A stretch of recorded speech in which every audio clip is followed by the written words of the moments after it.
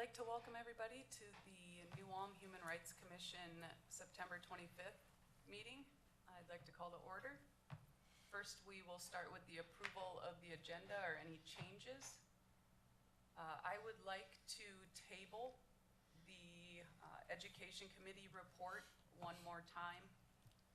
Alma will be here finally for that October meeting, and we can really get it taken care of at that time. Other than that, I don't believe I have any changes. Anybody here have any changes they would like to add or remove from the agenda?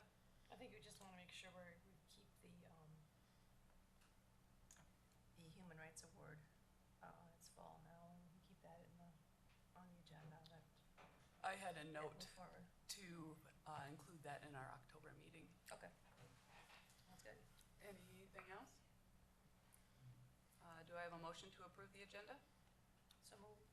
Second. Excellent, thank you. Approval of the August minutes. Are there any additions or corrections to the minutes? No. All right, the minutes stand approved. Moving on to our first note of business, it'll be the Events Committee report. District 88 Forum on Race. Anybody here able to attend? My daughter was sick. I attended. Larry attended. I was there. Would you guys like to give a little bit of your experience? Go ahead, I'll let you go Okay. first. I first of all, I thought it was great. It was pretty well attended. I would say maybe, 50? 50-ish people. What they did was they broke us into small groups, and there was a mediator in each group, and we would ask a question, and then we would pass around a talking stick, and you'd be able to express your ideas. And it was a lot of introspective, I think, questions where when did you become aware of your own race? How do you think people of a different race feel in this town? Would New Ulm lose its identity if it became more diverse? And it just was very interesting, I think, interesting to think about what your thoughts were yourself and listen to others. I thought it was really worthwhile, and I hope they continue. I know that there are other steps and other sessions that you can, or that are available beyond this first initial one, and I'm hoping that they decide to continue with that. That's what I heard from a number of groups too. Colleagues in different groups, the same pattern. The facilitators encouraged us to talk, and it was an honest, open meeting for a lot of people. Wonderful. And I thought very well represented too. There was a really good cross section of ages. It wasn't very diverse, but neither is New Ulm. Right. And I think it seemed like a good cross section. Excellent. I actually have to apologize. We skipped over our actual first order of business, which was Linda from the League of Women Voters. Linda, would you like to approach the podium there, and you can explain what you are looking for the League? Sure, thanks for inviting me. We've been talking with Dan Koch a little bit about trying to work together on a forum in November, and it's a forum on voting rights. We're studying this year, the League of Women Voters in New Ulm is doing a study, which I don't know that our group has done for many years. You may have heard, seen the work that we do in the community. Most people are aware of the League's work on candidate forums. We also the goals of the organization are to promote educated electorate and make sure that everybody gets a chance to vote. And the reason that we thought about this particular event as being something we might partner with your group is because, number one, Alma is a member of the League of Women Voters, and she suggested it, but voting is obviously a human right, and we thought it might be something that squares with your goals.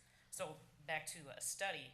A study is something where a local unit, digress again, probably similar to your organization, we're a local unit of an organization that also has governance statewide and nationwide.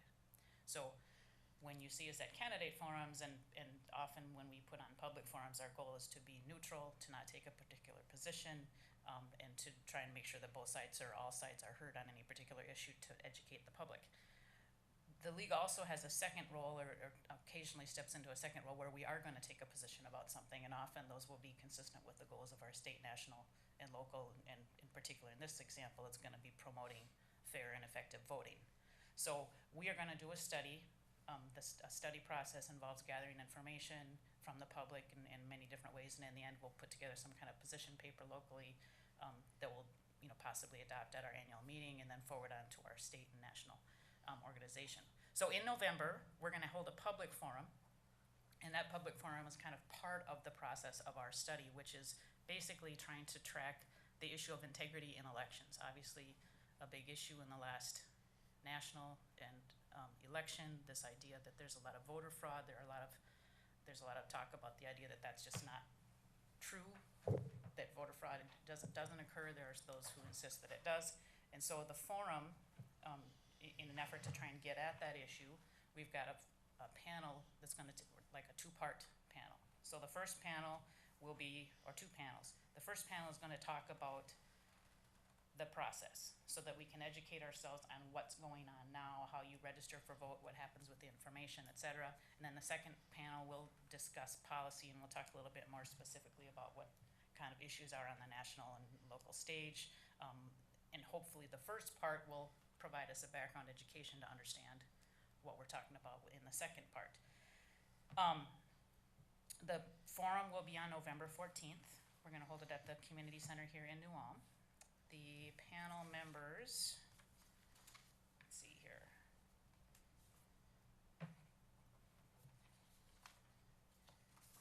I have it written down. Panel. Okay, so we will be, we're doing some field research right now as a local group, and we're gonna present sort of the results of that field research. The field research consists of members going to the neighboring counties and Brown County talking to election officials, including the election judges and others, and learning a little bit about the local process. We have somebody from the Secretary of State who will talk about process and the information that is retained in Minnesota. Jean Prodkniak from Brown County will be on the first panel. The second panel includes Dan Kalk, Kathy Tomsich, who is with the State Legal Women Voters, someone from the Secretary of State, and then that's the group that will be talking about policy and trying to process the information. So we would, I guess, I can share also that the state and national League of Women Voters has taken a position on this issue. And it kind of occurs to us that perhaps as a Human Rights Committee, you either locally and perhaps as part of a large organization may have a position regarding voting rights, and that your message might be a separate issue we want to particularly highlight. So, with recent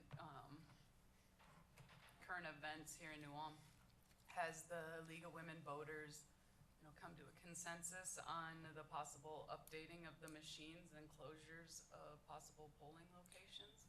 no, but that's part of what we'll probably be including in this. Excellent. Yeah, we're just getting started. We did last month, had a meeting, a unit meeting, and had a number of local election judges present to us at that meeting.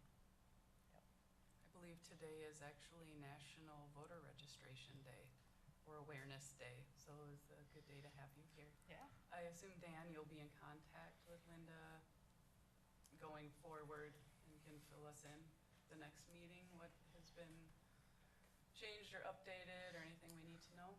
Yes. Yep. Excellent, thank you. Does anybody have any questions or comments for Linda? I do. So, Linda, what specifically were you looking from the human rights as far as the partnership is concerned? Were you looking for, is it financial or time or volunteers? I think someone brought up the possibility that your agency may have some funds that might be available to help for something like this, and so certainly if you do and are willing to participate in that way, we would appreciate it. Absolutely. We would need to co-sponsor or be an Okay. actual sponsor of the event to be able to give any funds. We can't, as a commission, donate funds for anything such as this, but as long as we are sponsors, and since we do have a commissioner speaking there, I can't see any reason why we wouldn't be able to help with funding. I'll get your email, and then we can communicate that way, and I'll come to the October meeting with an amount, and Sure. We'll go from there. Okay. That would be wonderful. Anybody else have any questions for Linda? Thank you very much. Thank you. We appreciate it. We'll be in contact.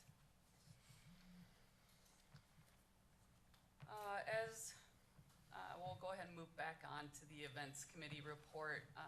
The 2017 Human Rights Commission Summit. I left a sheet of paper on each spot here showing what's going on.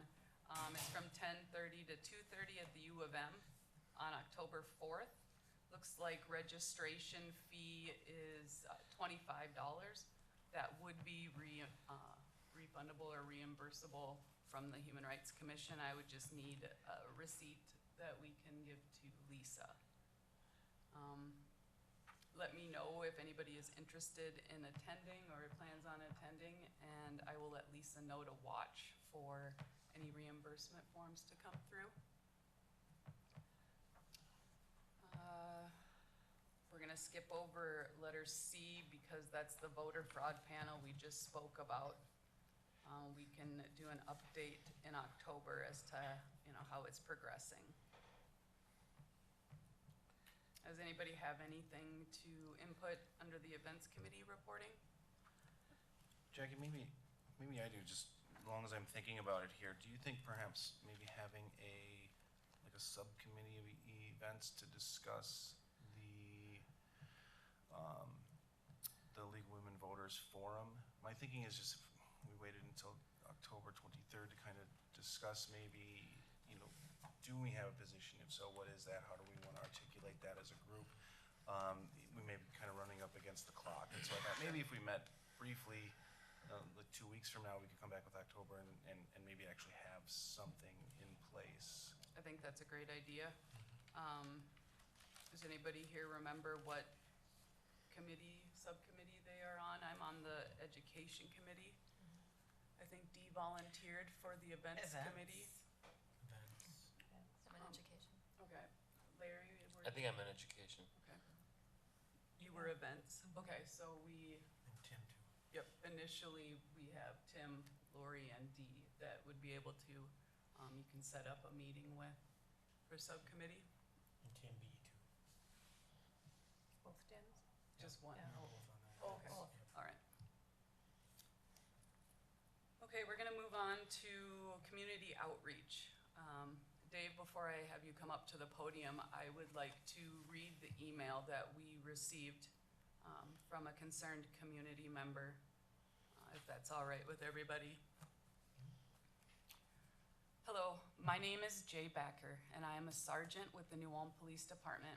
I'm writing to you over a poster displayed at the public library. My two children, ages 11 and 8, make a fair number of trips to our library over the summer months. They both are active participants in the summer reading program. About a month ago, my son, who is 8 years old, was viewing the posters displayed outside the children's section of the library. He pointed out a poster and asked for the meaning behind it. It was the poster of an evil-looking, nasty villain-like police officer asking for the driver of a vehicle for your papers with a "Welcome to Minnesota" sign behind. The poster did create a conversation between my son and I, which is probably something the Human Rights Commission hoped it would. Having no knowledge of the background of the individual responsible for the poster, I made an assumption that the artist has personally had a situation similar to what he or she is depicting on the poster or knows someone who has. My son, who views law enforcement in a totally different light on what the artist does, questioned why this artist is making officers out to be scary and mean. I told him that this must be the artist's true feelings on how he felt with a similar experience with dealing with the police. My son countered with a statement about officers trying to keep our country safe. He continued by questioning on what a passport or visa was, referring to the sign in the background. Again, this dialogue between my son and I was good, something that probably was long overdue with the current state of our country. I tried to explain what a foreign national or alien entering the US would need to have to enter. Maybe a little too advanced conversation for his age, but then again, a good, healthy conversation. To be honest, the poster upset me. I was glad it created dialogue between my son and I, but it's portrayed officers as being evil. It's almost like the officer is wearing a Halloween mask. I am not evil, Jackie, nor are a majority of my fellow officers that protect and serve every day. We are being portrayed by the media and certain groups out to be something that we are not. What if a white child drew a picture of a minority child stealing or using illegal drugs? Maybe it's honestly how this child feels about minorities and had a past experience to back it up. Do you think that would be allowed to be displayed in a public library, let alone any building for that matter? No, it wouldn't. And the child would probably be called a racist for even having this thought. But a poster depicting the profession I work in as evil not only is displayed, but it's rewarded with a first place ribbon. Minorities are not crooks and drug users, nor are officers evil. I support what the Human Rights Commission stands for and appreciate the local effort your group puts into it. As stated again, it created dialogue between my son and I. Our predominantly white conservative community of New Ulm may struggle with understanding the message the commission stands for. However, in my opinion, it was a poor choice by the commission to allow this poster to be displayed. I responded to the email, and my response is as followed. Sergeant Backer, thank you for contacting me with your concerns. We appreciate all of the feedback we get from our community members. It's unfortunate that this young man's artwork has upset you and your family. I recognize that the content of his poster may make some people uncomfortable. It elicits emotions that not everyone can relate to. The reason why his poster was hung in the library was because the topic for the poster contest this year was, what does immigration look like to you? Here's a little background on this young man and his drawing.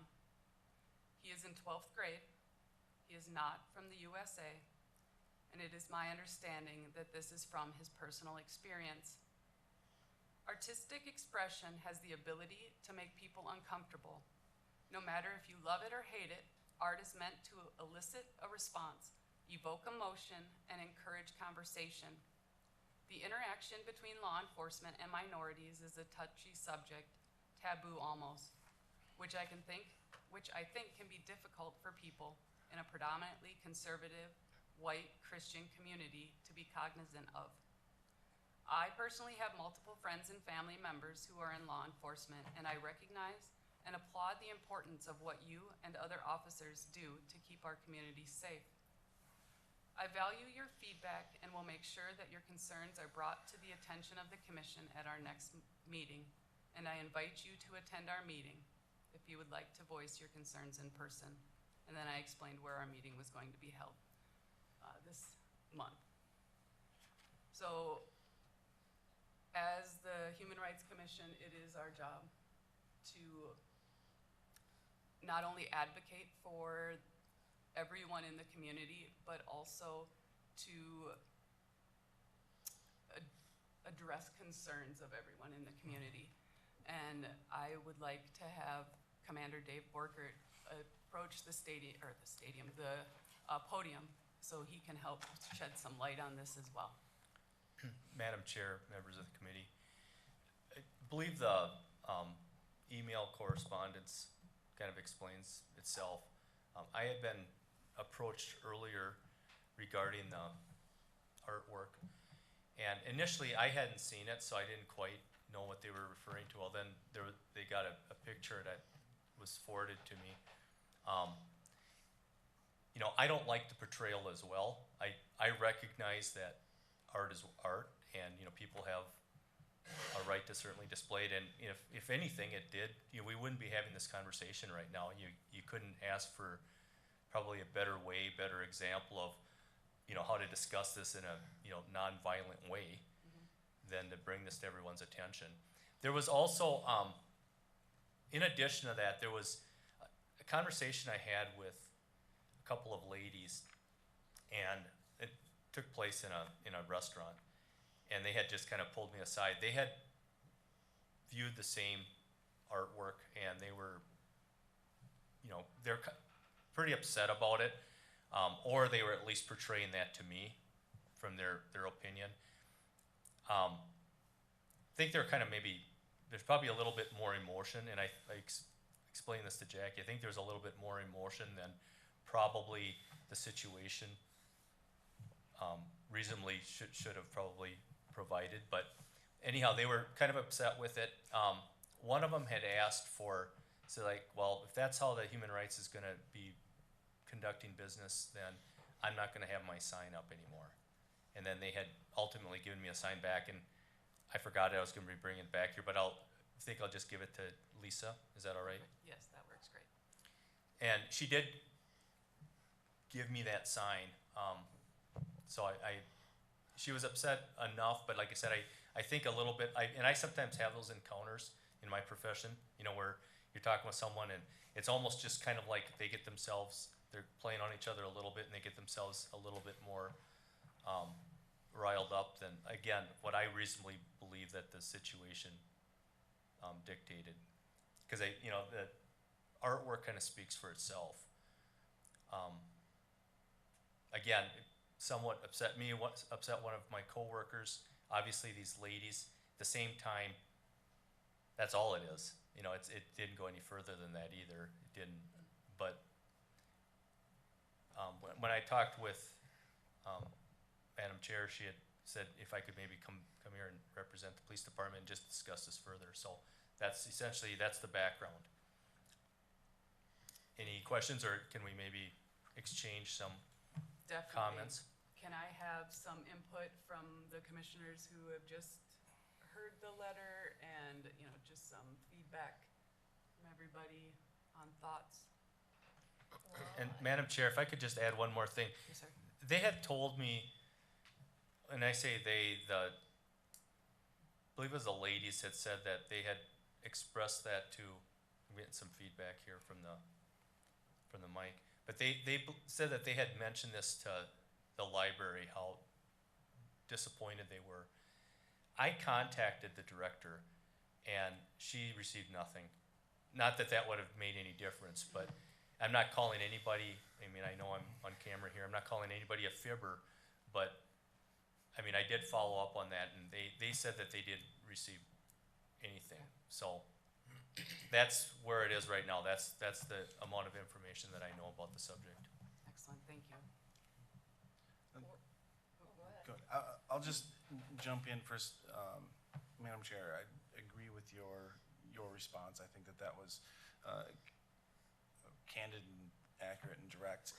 I'll just say that, of course, I think all of us would be disappointed if people felt betrayed by that poster and felt the need to return a sign. However, I think that maybe betrays a misunderstanding of what they feel the Human Rights Commission is all about, and not to get down this constitutional rabbit hole, but if we were going to take one down, we would have to take them all down, because we are essentially being commissioned by the city as government. We cannot censure based on content, and so and again, not going down, but I think that's what we're doing is we're essentially standing up for that First Amendment right and that right to free speech. And so again, it's regrettable, but perhaps, like the commander said, this is I think a fantastic a forum and a good way to breach these issues. So. Well, and to be completely honest, when we were going through judging the posters, it was very hard for us to pick this specific poster, because we felt the same way you feel. Like, this seems like it could cause an issue, and we don't want that, until we learned the background on the young man who drew the picture. Knowing that this was personal experience of his, that made a completely different outcome for us. That when you have asked somebody to say, what does immigration look like to me, when it's so pertinent to that person who is actually submitting the artwork, it really did fit exactly what we wanted to receive from somebody, an honest input of immigration to them, and how much more honest can you get than somebody who has recently immigrated to our country? And I feel, it makes me feel terrible that something that we've sponsored can create pain amongst our community members, because that's not what we're here to do. We're not here to create issues or to cause anybody unnecessary pain, or emotions in that, right? But pain also, you know, from pain we get progress. And so it did, you know, it did open up communication. And, you know, going back, I think it was a good choice, knowing what we know now, especially being able to speak with the police department to, you know, to share each side of our concerns. You know, if it was to happen again in the same situation, I think we would all still vote the same way towards what happened. But it's unfortunate that we have hurt others in the community by choices that we have made. That's never anything we set out to do. On the other hand, I'm very proud that we get to represent this child by standing up for his human rights, by, you know, keeping his poster up. I think a lot of what we do is educate, and, you know, unfortunately, there are people that have negative, situations, and like you said, it's nice to know that, you know, standing up for him. I think there are three things. First of all, thanks Sergeant Becker for a very articulate letter. I thought he's expressed himself very well. Second, let's remember the context and the timing of this poster contest was about the time when the immigration issues were really at a very intense part of our politics in the country. And I thought that the poster reflected more of the issue of how not just the police but the government, and I think that's a vague policeman necessarily, portrays the treatment of immigrants, not just in greater Minnesota but also nationally. I know it has the Minnesota Welcomes You, that's a Minnesota thing, but I don't think it's necessarily addressing New Ulm law enforcement, but rather a greater universal problem that does exist, especially if you're in Arizona. Madam Chair, just for the benefit maybe of individuals watching and myself, because I'm not familiar with the process, does everyone vote on it as far as the Human Rights Commission, or is there a subcommittee? As far as the artwork, could you just maybe walk us through like when you, I imagine you have to contact the schools, or you go through some means as far as finding students to participate? Would you mind just briefly Okay. walking us through that? Commissioner Ringhoffer fill Okay. this in. What we do is we put together a packet that has lesson plans in it that would go out to all the schools and homeschoolers in the area with our topic, our topic was, what does immigration look like to you? The lesson that we had going with it, though, didn't have to do with law enforcement at all. It had to, I'm trying to remember which one it was, but it was just I know it wasn't focused on law enforcement. And everyone got the same lesson. Whether teachers did the lesson or not, that was up to them. It was just an optional activity. And then we just collected responses from all different age groups, from kindergarten all the way up through senior high school. Then the responses are categorized based on age, and then we have a subcommittee that went through them. We discussed them. We voted, not knowing who anyone else voted for, and then discussed after that. And it did come up. We did have a very long discussion on this, because our first initial impression was like, oh, well, you know, it was, we didn't expect to see that, but because we didn't expect it, I think our thought was that, you know, he was true. We didn't ask him what should immigration look like. We asked him, what does it look like to you? And if that's what it looked like to him, then we felt we had to honor that. And he was, I don't think any of us looked at it or meant it as an indictment or anything towards the New Ulm Police Department. And I think what Larry said was more of our thoughts too, is it was more of a universal this is when everything was going down nationally with immigration being a very big negative deal. And it seemed like more of an illustration of that to us. And it certainly wasn't meant by any of us against any local law enforcement at all. And I'm not even sure this individual meant it that way. I think it was just more of a representation of what was going on nationally at the time. Anybody else want to?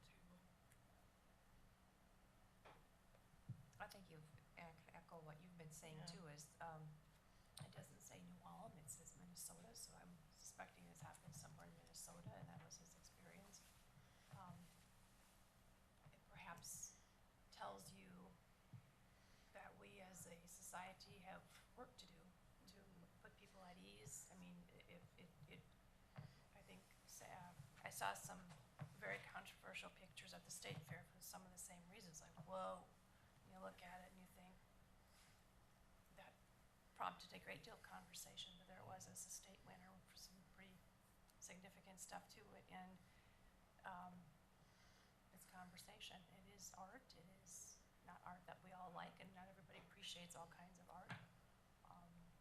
I'm a nurse, I've seen nurses depicted in some extremely grotesque ways and inappropriate ways, and it doesn't feel good. I can very much appreciate that. It just tells you we have education to do, and we needed to probably envelop that young man and let him know that that isn't New Ulm. It isn't. I think you guys and gals do a fabulous job. I also believe that, you know, when a concern comes up towards law enforcement, it is a wide net that's cast out. And I know it can seem that when you attack one, then you attack all. When that's not, at least whenever I've had concerns or complaints, that's never been something that I have specifically said that, you know, all police officers are bad. But you can be upset with the actions of one without grouping other officers in there. You can be pro-law enforcement and support law enforcement and also support Black Lives Matter. The two aren't mutually exclusive. However, you know, in our political climate, they seem and are seen to be that way, that you can't do both. Yeah, it's And one or the other. it Black is. and white, black and It's white, not. Yeah. not gray. And you know, most people that I've had conversations with or that I know feel the same way as I do, that, you know, we support especially our local law enforcement. We have a great team of law enforcement, and I mean, you are the reason, you know, as commander, you know, they're under you or you lead them, and we all appreciate that.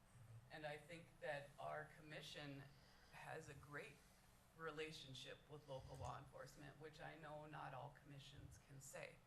So I am happy that we are able to have this conversation in a respectful and hopefully moving to a positive way. Yeah, so do we start then? To me, it's not so much, it's a viewpoint, and can we look at it not that it's an indictment of anybody or that it's negative, but there's someone in our community, one person at least, that feels that way, so then what do we do about that?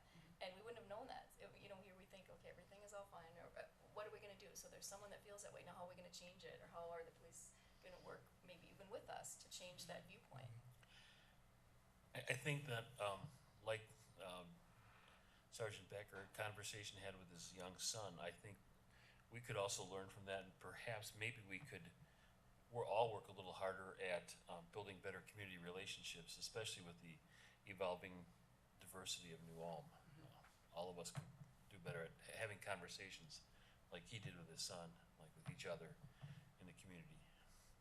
Which I believe the conversation he had with his children, that alone, I think, really helps, especially the kids. They see that there are different things, but they know that the law enforcement officers they know are not like that at all. Right. And so it does open their eyes to say, okay, well, there is a different side of even our community or of our state that not everybody's aware of. So it's there now.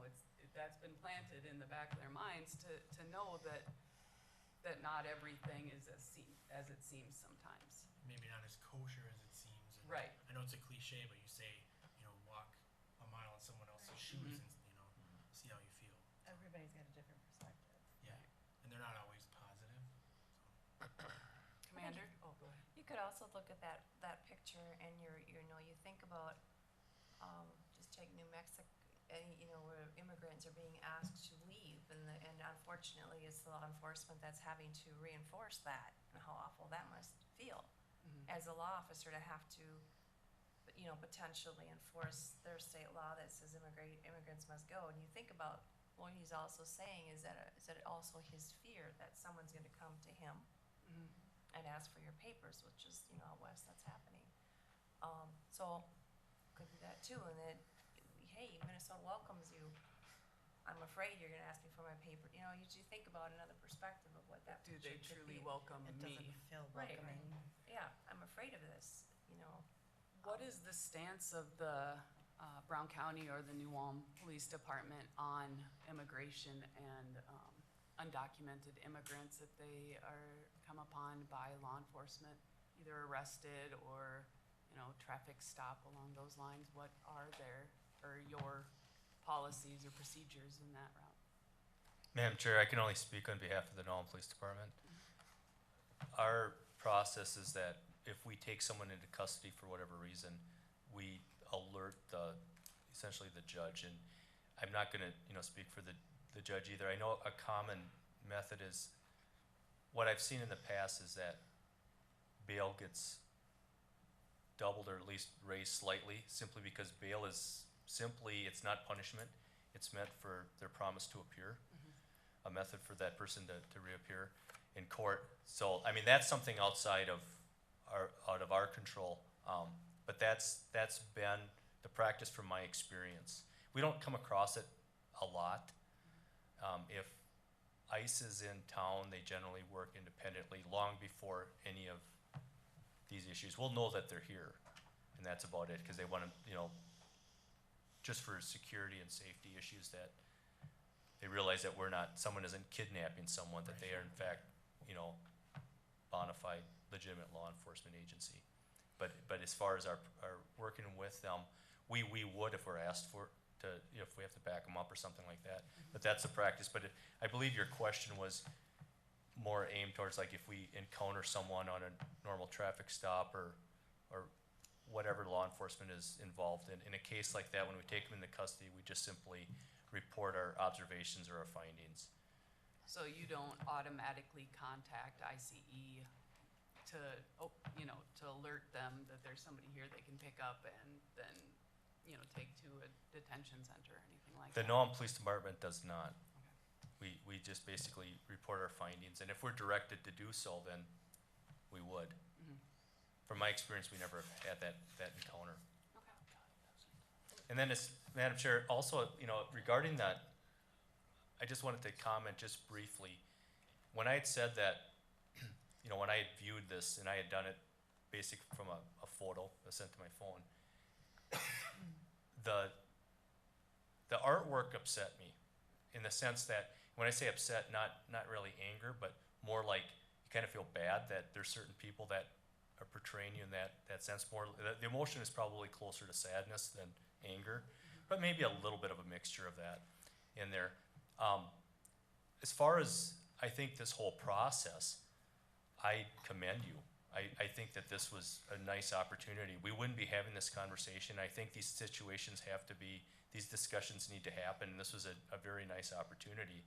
And as far as, we talked about, barring something because of the content, that concerns me a lot more, ever barring something, than just basically having the discussion if there's some hurt feelings in the process. That's part of it. And I know we have, in this town, I'm very pleased with the community support that we have. But again, this was something that I think needed to be discussed, and thank you for that opportunity. I have one more question. Did any of you receive feedback regarding this besides the couple of situations that we just mentioned? And that was basically directed through Madam Chair. And what had happened in that case too, I don't believe you would have had the email, but when I was getting some conversation, you had invited anyone who had comments or anything like that to send that to your Yes. city email account. So that's essentially, that was that step, how it happened. And And I appreciate felt that. he, certainly made a very articulate, It was beautiful, Argument, like, I couldn't have asked for a better concerned citizen to approach this.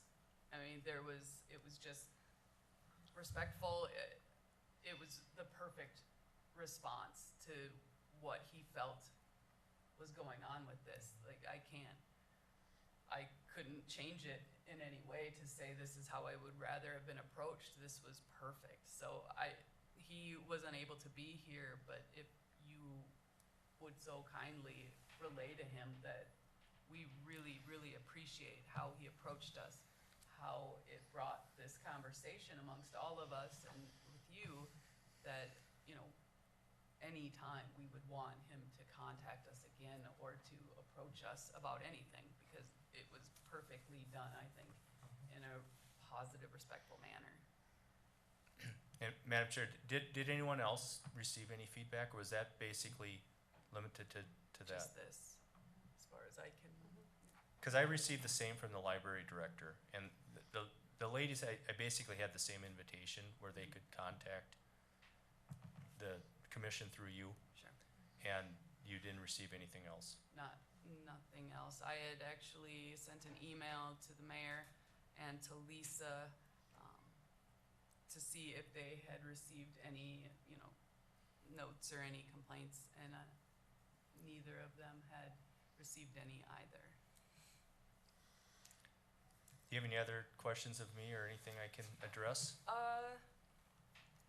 Did you want to talk a little bit about the Salvation Army kettles Oh. while you're up there? Yeah, thank you for reminding me. I might keep you around for the next one as well. We have, Salvation Army contacted me. I was at actually a Brown County Homeless Coalition meeting last week on Thursday. And the Salvation Army Regional Director from this area had reached out and just had asked me if I would know anyone that might be interested in chairing basically the individuals that ring the bells. I think they call it a kettle chair. Is that what my email said? Coordinator, I Or believe. coordinator. Mhm. And what they're looking for, that's an important step in this whole thing. They seem like they're always able to find the people ringing the bells. A lot of people have fun doing that, but they don't want, you can imagine, the responsibility of coordinating all of that. They don't have anybody right now. And she's very concerned about that, because she said that from ringing the bells around the holiday season, I believe it's $10,000, and someplace between $10,000 to $12,000 they get just off of that alone. And all of that money that they raise stays in the Brown County area. They can't, that's their policy, they can't spend it anywhere else. It stays right here, Brown County, and like the book bag, when they do that starting school program, like they have book bags and they have school supplies, that's, I believe, almost exclusively funded through Salvation Army, through this, and that the money comes from this program. And they're concerned right now if they're not able to raise the money. They said that if they just put a can up on, or a kettle up there without anybody ringing a bell, they almost receive nothing. They said, once in a while someone will drop something in there, but they said it's completely connected with that human contact. And without this 12,000, what essentially what Brown County would be receiving from Salvation Army, what the budget would be, I believe they said around $5,000. And I would ask that you maybe bring the director here to, as far as exact numbers, but again, that sticks in my head. I think that's pretty close, around 5,000. So, and then there's another 12,000 that they get from this holiday ringing campaign.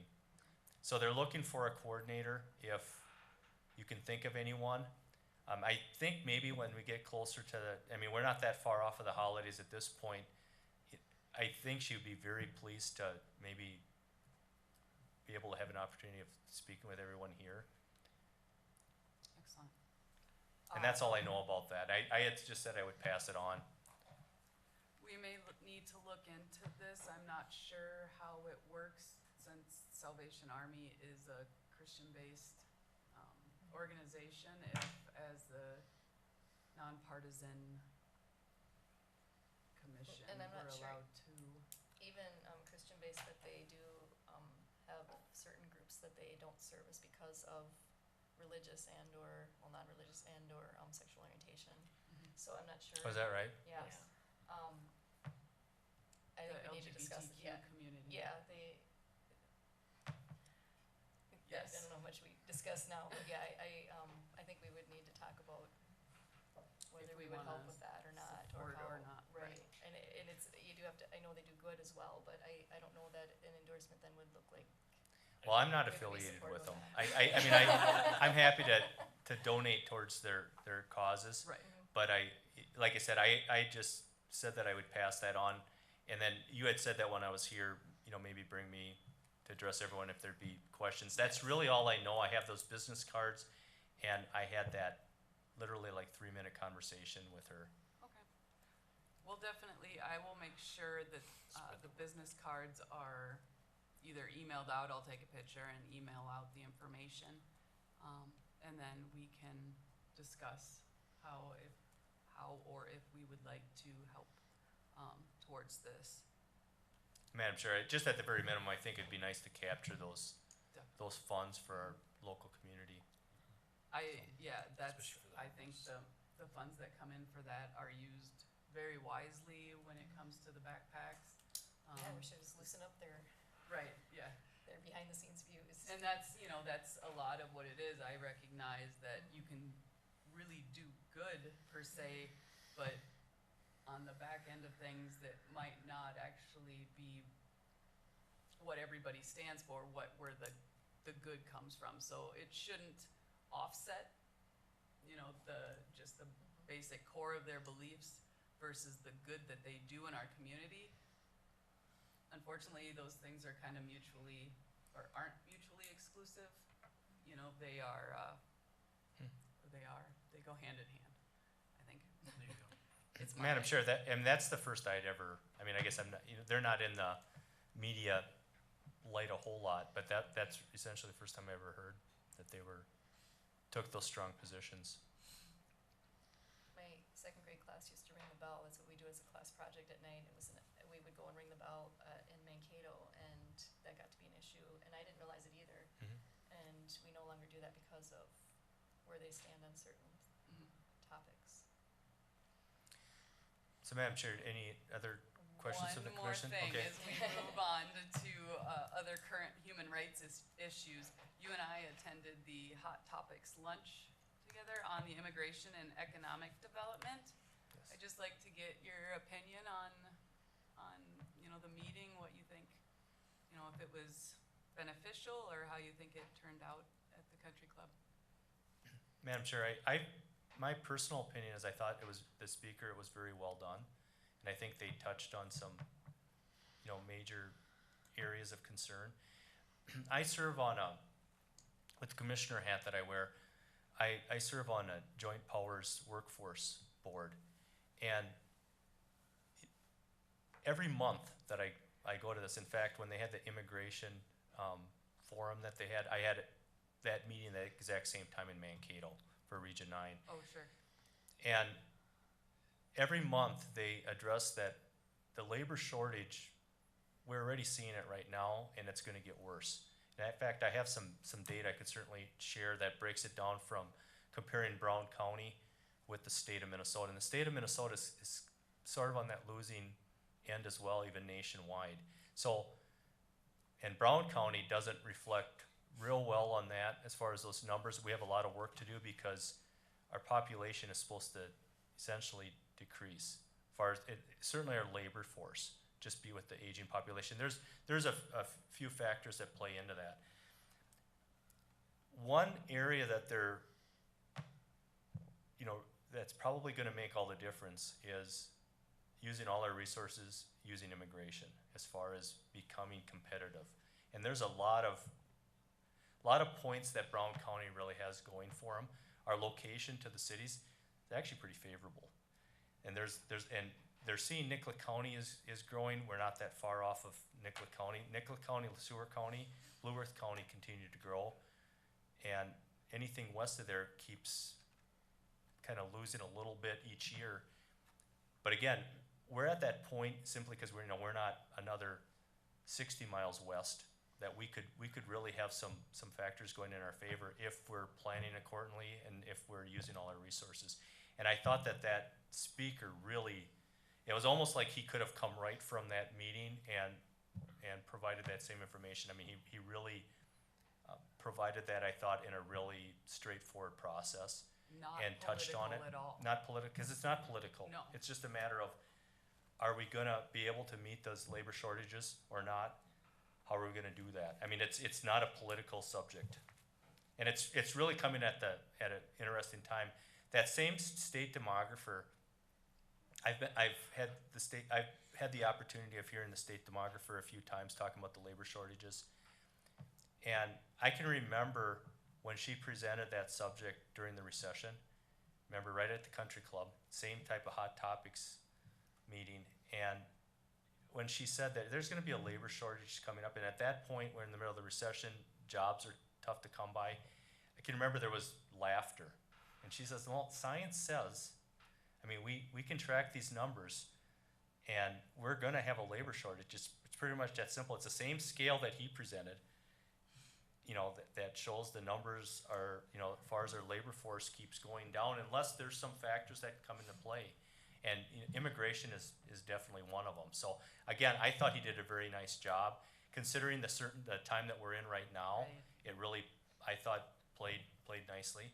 What were your observations? I feel the same way you do. I went into it kind of hesitant, wondering how this was going to be presented, but I learned a lot about what we're actually looking at with immigration and the economic benefits, and now what we're seeing with the negative meaning we're losing employees, not negative meaning immigration is negative. I think it was presented in a great light with multiple facts to back up where he was, you know, getting the information. I wish more people could have attended because it really did give out good information without making it a political meeting. It was, I would love to go to something like that again. And since we do have a county commissioner in the room as well as the mayor, I think a lot of help with increasing the population of New Ulm and allowing our community to grow would be to allow more affordable housing and apartments in our community for people who want to move here instead of the people living outside of our community staying and finding employment in Mankato. We could really be a very successful community if we were that sleeper community for Mankato. We have a beautiful community and a great school system, so much to offer except for affordable housing. That was actually a topic that came up at the race forum as well, was the lack of affordable housing here as one of the reasons that maybe we don't have as diverse of a community. Madam Chair, Yes, sir. when we go to the workforce center, a couple of areas that there's factors that you can't control, and there's factors that hopefully you can provide a little control of. The one was in the future, again, not political, but it's like we're gonna have to, if we're gonna be able to fulfill the jobs that we're gonna need as far as economic development, pulling businesses in here, retaining businesses. Of course, the one big factor is infrastructure. So that's important that we maintain that. Being able to actually find those numbers. Another important factor is being able to retain our youth. When our students, you know, because I believe it was always, and I think you find that in any, I didn't grow up that far away from here. When you graduate, it's like, okay, where am I gonna move to? It was never, at that point in time, you never thought of staying in your own area. Fairmont has Martin County has a really good program as far as counseling, looking at jobs that are available, and then trying to retain. There's even some incentives that they have to try to retain their young people when they leave for college, that there's some incentives for them to come back. And, you know, cause they know that if they can retain local people, they have family here, they're rooted here, the likelihood of successfully retaining that person for somewhat of a career span, maybe the entire career, is much more favorable. And then the other thing is, you know, they still need bulk numbers, they're looking at, you know, immigration. Right. So it plays together. And another important thing, I agree with housing. I think that that's something that needs to be addressed, and I believe it is also transportation. We don't have much public transportation, and that's an area that I'm really interested as far as my county commissioner hat. I'd like to keep that conversation going, expanding what we have. You know, I always like to work with what you have in place to start with, try to expand that. And transportation, you know, being able to go to medical appointments even in another community. We have an aging population, and I don't know if we're even meeting that need. We just recently put in where we're able to go 30 miles outside of Brown County for medical appointments. Before, they didn't have that opportunity. But I think it has to go even further than that. The thing is, it gets costly fast, but I think that's an important resource that we have to look for in the future as far as developing. Definitely.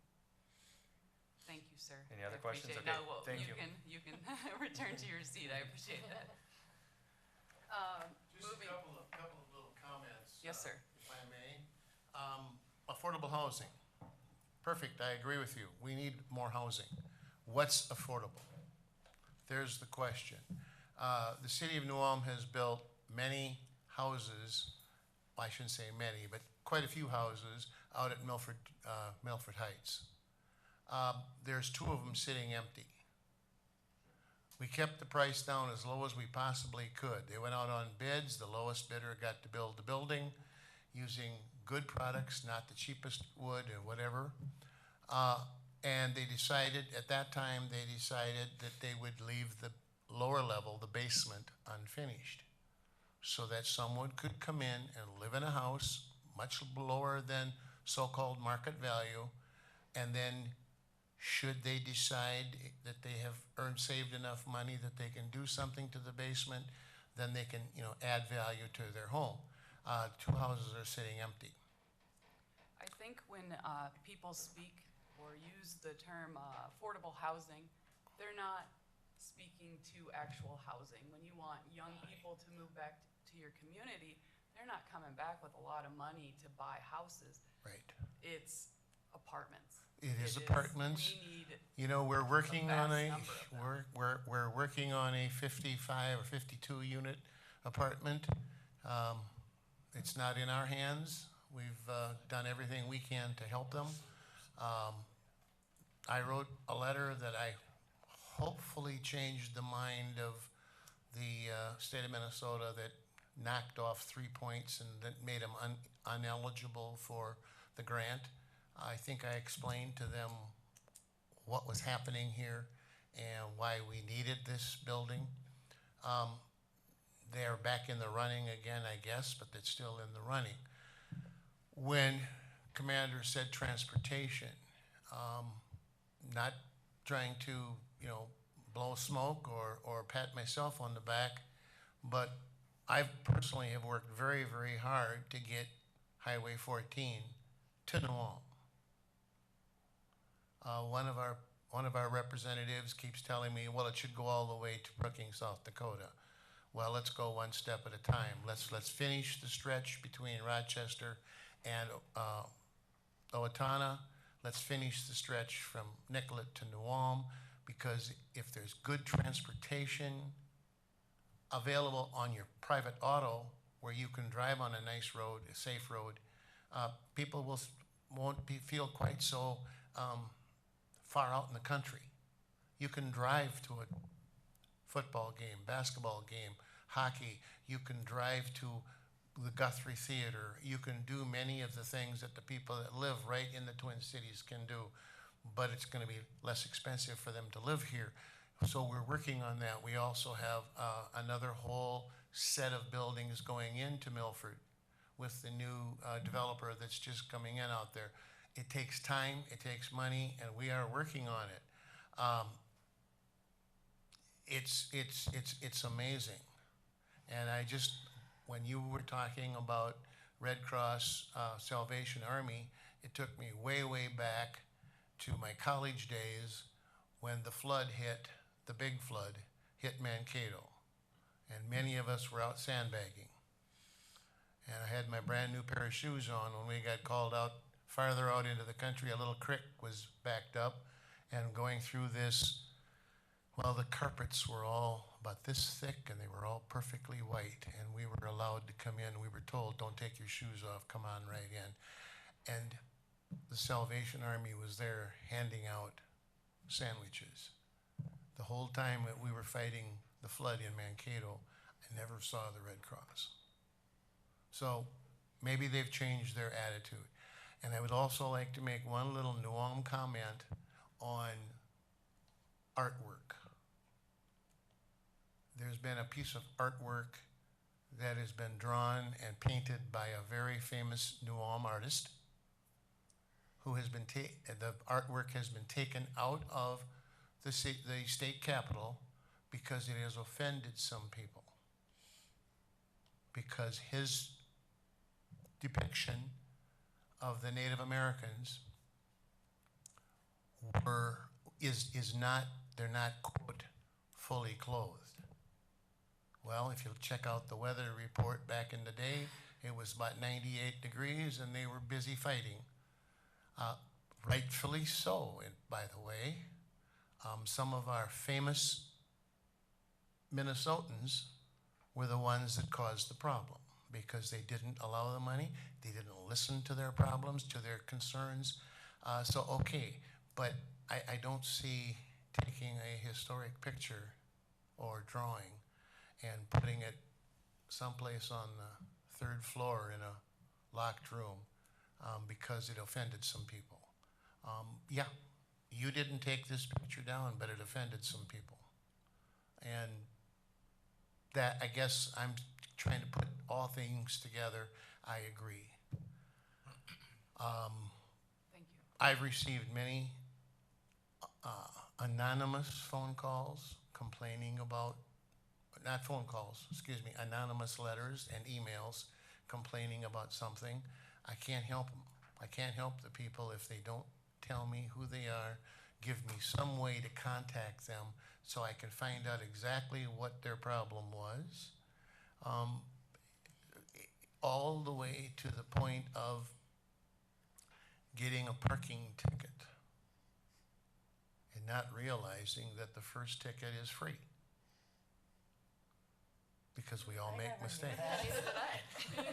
You didn't know that the first ticket was free. Well, now you can get one. If you would have gotten a ticket and had never had a ticket this year, Oh, yeah, I haven't. Oh, it's then every year. there will be a little slip of paper with that ticket telling you that the $5 charge on this ticket has been crossed off. That doesn't mean it's $10, but it says the first one is free. There's a little note in there. So you got to read everything. And people don't. Right. There was a hate letter because the person got a ticket. Luckily, that person did sign their name, and I could go talk to that person and explain, if you paid the ticket, please come in and get your money back.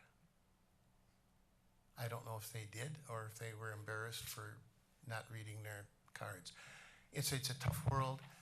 Job market, I think the job market would be a lot easier for us to, again, if we had better roads. And we are out on the end of the road. I think we're going to see Nicollet growing, and I think we're going to maybe even see Cortland growing. But New Ulm's got a problem because we're just a little bit too far on the end. And I'm hoping we can get number one, road and other things. So there's two sides to every story. I don't know that I've got the right side. In my mind, I do. But in your mind, on a different subject, you may have the right idea. So this is the good thing about having an opportunity to converse and do what we're doing. Thank you. Thank you, sir. Moving on to 8B, Springfield Floral. Has everybody here had a chance to read that? Springfield Floral has denied service to a local gay couple. They did not want to provide floral services for their wedding. So it's been in the news. I don't know exactly what has culminated from it as of right now. I know there was a baker in St. Cloud that had the same issue, and I think things are progressing with them in a legal sense. Yeah, the federal district court just ruled that they could not discriminate on that, and my understanding is that they do plan to appeal that, and then there is also a national one, so that one will go to the Eighth Circuit, and then there is a national one that I believe is scheduled to be argued in front of the United States Supreme Court in the fall. I don't know the exact date, so there's gonna be some guidance one way or the other as far as what can or can't be done in that respect, and whether or not that's a violation. So I assume it will be. I think it has become that way in other states, correct? Wasn't it a violation with Kim Davis when she refused to issue marriage certificates or marriage licenses in, was it Kentucky? yes, that was a little different considering she was technically a government employee. So this, I think, goes to the private enterprise and whether or not they can use the sincerely held religious belief to deny an individual certain services. So I think some of the states may be split, and I think that's why you're seeing it on a federal level. It's typically what happens when they go to federal court. So that's why, yeah, it'll be nice because once the U.S. Supreme Court, makes a ruling on that, then we'll generally, it trickles down from there, and Sure. laws get written. But the law is, for the most part, silent on that because I don't think that it's not technically a protected class under, I think it's Title IX. So Right. yet, so that's where the discrepancy is coming in. Well, independent of what would happen legally, I don't know if anyone has had a chance to read the comments under these articles, but we have a I lot try of work not to do to. in our community. Right. And there's a lot of ugly things, where you think you're making progress, there's a lot of work to be done. There are some horrible things written on there by lots of people. So maybe at a later time, because I know we're getting late here, but maybe we can talk about how maybe we can be proactive with that and address, or I don't know, educate, do agree. something. We're the New Ulm Human Rights Commission? Yes, sir. Okay. Does this fall within our purview? It was because it's a current human rights issue, we've been talking about other Okay, things that okay. are even nationwide, but these are, I think this was brought up because of it being Brown County and local. And it wasn't Ish. just Springfield folks that were doing all the commenting on there, was a That lot of I just get, local The folks. education I'm on my Okay. board with, but I just wanna be This may careful. not fit that description either, nor is it on the agenda, but it popped into my mind today before we met, just because of what we've been seeing on Twitter or Facebook about kneeling during the anthem. I don't know if anybody here has heard, if anybody, New Ulm players have chosen to take that stance during any of their sporting events. It may be something we kind of want to keep an eye out for, to see if they need any assistance, if there's been issues that have come about because of their actions. But I assume we would have seen that in the paper if a student had chose to kneel for the anthem here in town, Or probably heard about it through somewhere. kids, teachers, etc. Right, Social You mean media. that it happened, or it's going to? that it Whether did or not it happen, happened. if it did. I'm not saying it did, I just haven't heard anything, and No. I Well, I would believe think, it would. the homecoming so Right. if something's going to, It would happen this week. maybe cross that bridge when we come to it. Sure. Does anybody else have any current human rights issues they would like to address? In that case, we'll move on. The date of our next meeting, October 23rd, at 5 o'clock. I believe we are here again. It was 2 months' worth of meetings here at the school. Do I have a motion to adjourn? Motion. Have a second? Second. All in favor? Aye. All opposed? Here ends the meeting of the New Ulm Human Rights Commission. Thank you, everyone. She really likes that gavel. I know, Thank you, like Dave. that gavel. Appreciate it. Keeping you up there for so long. What kind of night?